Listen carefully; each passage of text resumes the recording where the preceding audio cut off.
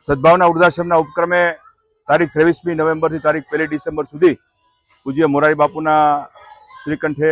વૈશ્વિક રામકથા વૃક્ષો અને વડીલોના લાભાર્થે એટલે કે 300 કરોડના માતબર ખર્ચે વિશ્વનું જે સૌથી મોટું નિસંતાન માવતરોને આજીવન ચરણસ્પર્શ કરીને સ્નેહાશ્રય આપી શકે તેવું જે વૃદ્ધાશ્રમ બનવા જઈ રહ્યું છે તેવું સદભાવના ધામ માટે તેમજ સમગ્ર ભારતમાં 151 કરોડ વૃક્ષો વાવી તેનો ઉછેર કરી અને ભારતને ગ્રીન કરવાના મનસુબા સાથે જે યજ્ઞ થઈ રહ્યો છે તેના પ્રથમ સંકલ્પ પોતે આજે માનસ સદભાવના યજ્ઞનું આયોજન રાજકોટના અયોધ્યા નગરી એટલે કે જ્યાં કથા થવાની છે ત્યાં થયું છે। અમારા માટે ખૂબ જ આનંદ અને ગૌરવની વાત છે કે સમગ્ર રાજકોટ આમાં યજમાન બન્યું છે। આદરણીય કલેક્ટર સાહેબ હોય કે દાતાઓ હોય, કાર્યકર્તાઓ, વિદેશથી પણ દાતાઓ અહીંયા આ યજ્ઞમાં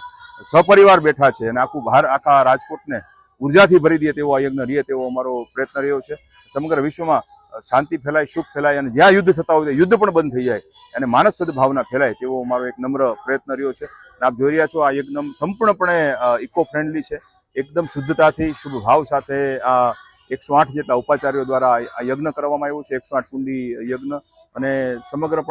સમગ્ર આયોજન ક્ષતિશૂન્ય બને અને તમામને આ રામકથાનો ભક્તિ સેવા અને પ્રસાદનો લાભ મળે તેવો અમારો વિનમ્ર પ્રયાસ છે।